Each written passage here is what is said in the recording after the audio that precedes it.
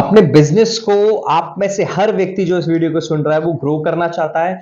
वो भी चाहता है कि मेरा बिजनेस आज जिस भी लेवल पे उससे आगे लेवल पे जाए, बड़ा हो, मैं भी करोड़ों में बिजनेस करूं। लेकिन कहां क्या हो रहा है जिस वजह से आप अपने बिजनेस को समझने में कमजोर हैं, समझ नहीं पा रहे हो, बिजनेस ग्रो नहीं कर रहा है, बिजनेस फेल हो रहा है, मार्केट में पैसा फंसा हुआ है, पैसा नहीं आ पा रहा है। वो क्या बातें हैं जिस वजह से हम अपने बिजनेस को फर्स्ट लेवल से नेक्स्ट और थर्ड और फोर्थ लेवल पर नहीं ले जा पा रहे हैं।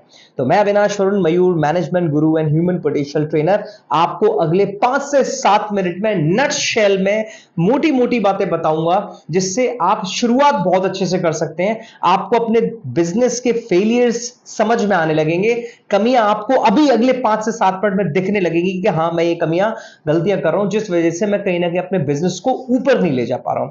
तो ध्यान से समझिएगा। सबसे पहले तो ये कि सिर्फ बिजनेस पैसा कमाने के लिए नहीं करना, पैसा आएगा, लेकिन शुरुआत में अपने माइंड को, अपने ब्रेन को थोड़ा लचीला करो। सीखना पड़ेगा।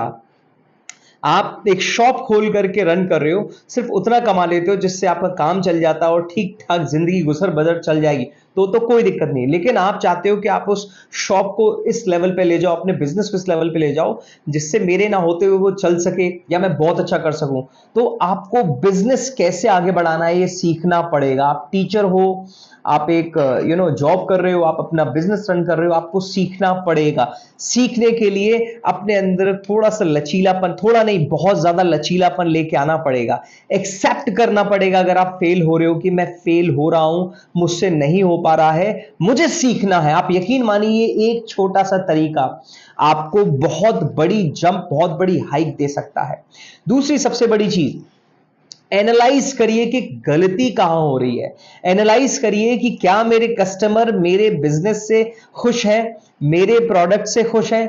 क्या मैं हर प्रोडक्ट हर किसी को तो नहीं सेल कर रहा हूं। मैं आपको एग्जांपल देना चाहूंगा। सीखने में हम सीखते हैं कि बिजनेस का प्रोडक्ट हर किसी को नहीं बेचा जाता। जैसे फॉर एन एग्जांपल, मैं आपको एग्जांपल दूं, एप्पल के जो फोन्स होते हैं, एप्पल कंपनी जानती है कि हर व्यक्ति मेरा टारगेट ऑडियंस नहीं है, हर व्यक्ति आज की डेट में मेरा फोन नहीं खरीद सकता है। तो वो सिर्फ अपने टारगेट ऑडियंस के हिसाब से ही मार्केटिंग कैंपेन्स लाते हैं, लोगों को अपने प्रोडक्ट के बारे में समझाते हैं। वो जो मार्केटिंग्स होती हैं वो ये चीज समझ करके होती है कि किस प्रकार के लोग हमारा प्रोडक्ट खरीदेंगे। वो उसी के अकॉर्डिंग उस मार्केट को एनालाइज करते हैं और उन तक पहुंचते हैं, और वो फिर लोग उस एप्पल के आईफोन को खरीदते हैं। लेकिन वो ये भी जानते हैं कि आज जो व्यक्ति मेरा प्रोडक्ट नहीं खरीद पा रहा है उस तक मैं अगले 1 या 2 या 3 4 साल तक कैसे पहुंचूं।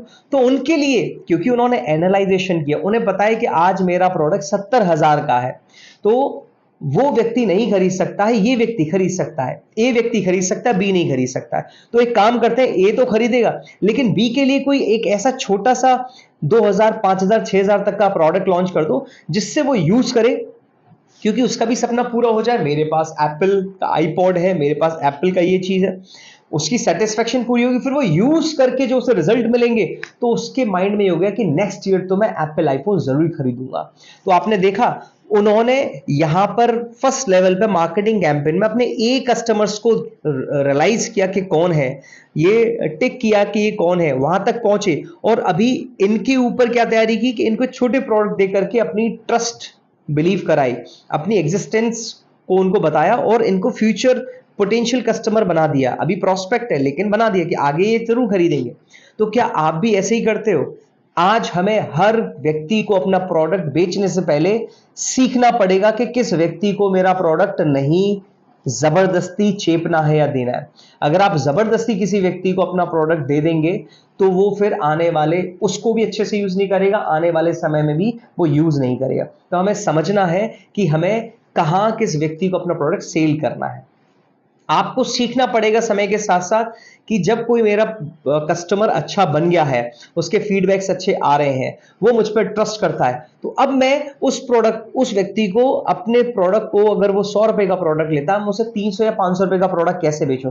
इसके लिए आपको अप सेलिंग सीखनी पड़ेगी, इसके लिए आपको क्रॉस सेलिंग सीखनी पड़ेगी। अप सेलिंग क्या होता है?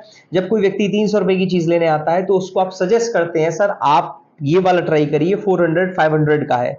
तो क्योंकि ज्यादा बड़ा प्रोडक्ट होगा, मतलब ज्यादा प्राइस होंगे, तो ऑब्वियसली आपका मार्जिन भी ज्यादा होगा।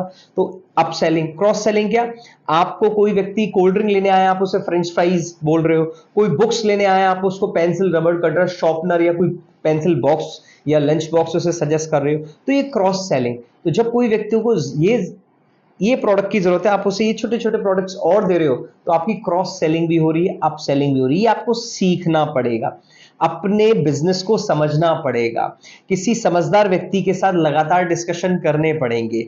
आपके बिजनेस से मिलते हुए जुलते हुए बिजनेस जो चला रहे हैं और वो उस बिजनेस के सक्सेसफुल लेवल पे बैठे हो, उनसे जाकर के क्वेश्चंस करने पड़ेंगे, उनसे रिक्वेस्ट करनी पड़ेगी, उनसे बातें करनी पड़ेगी, उनसे डिस्कशन करने पड़ेंगे, उनसे मिलने के बहाने ढूंढने पड़ेंगे। आपके बिजनेस से रिलेटेड छोटी छोटी छोटी छोटी सेमिनार्स कहीं होती हो, छोटे छोटे छोटे मोटिवेशनल सेशंस कहीं होते हो, सेल्स की ट्रेनिंग कहीं होती हो, बिजनेस की ट्रेनिंग कहीं होती हो, तो मेरे भाइयों, पैसा मत बचाइए। आज आप अपनी बिजनेस ट्रेनिंग में 100 रुपए लगाएंगे तो आप यकीन मानिए आने वाले कुछ समय में हजार नहीं, 20, 25, 50,000 उस 1,000 रुपए से मिलेगा।